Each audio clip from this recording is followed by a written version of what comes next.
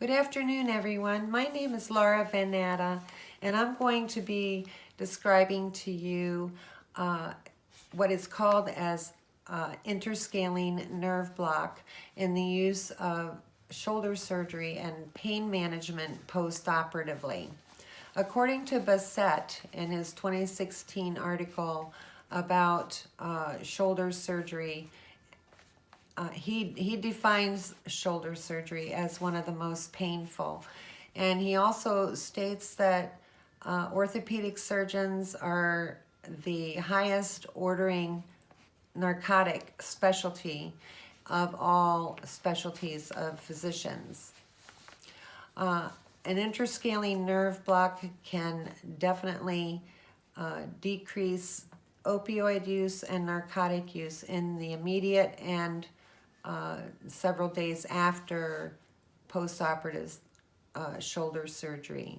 I'm going to show you a short video now about an interscaling nerve block and how it is performed.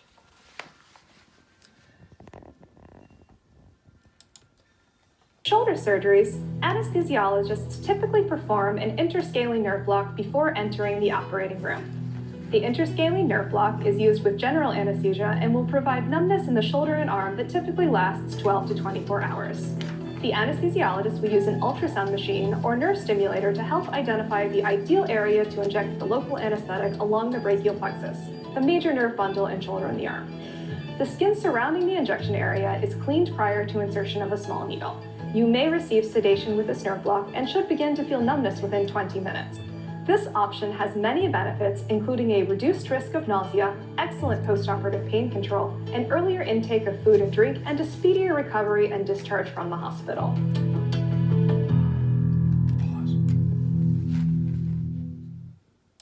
For shoulder surgeries, Thank you to Lifespan Health Systems for that video.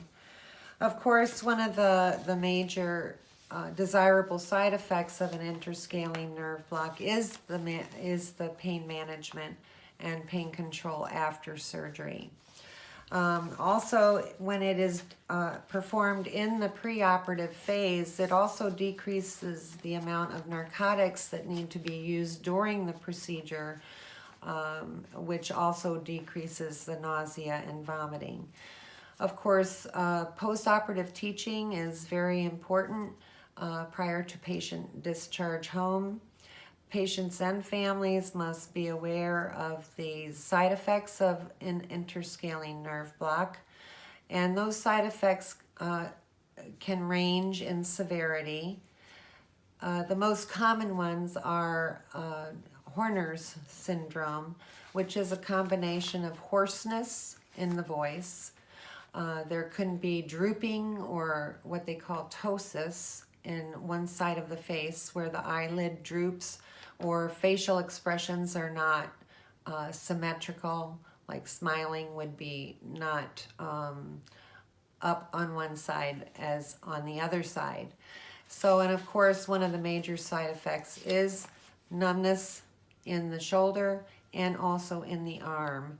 And sometimes the numbness and the tingling that occurs in the hands and the arm can be of some discomfort to the patient. So it's important that post-operative teaching be covered with the patient prior to discharge home so that they realize what these side effects are and that they don't become overly concerned.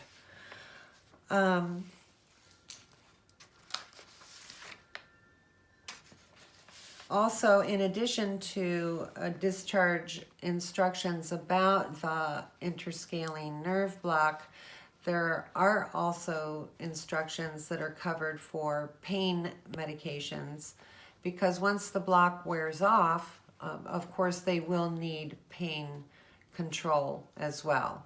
So typically there are opioids that they can take. There are also anti-inflammatories and other medications that can be used in order to manage the pain after the interscaling nerve block has worn off. In summary, the use of an ISB, or interscaling nerve block, in shoulder surgery is of great benefit in the postoperative recovery phase with relatively low risk to the patient. Less oral opioids are used within the first 16 to 24 hours after surgery, and the patient has decreased time in the hospital or the ambulatory surgery facility.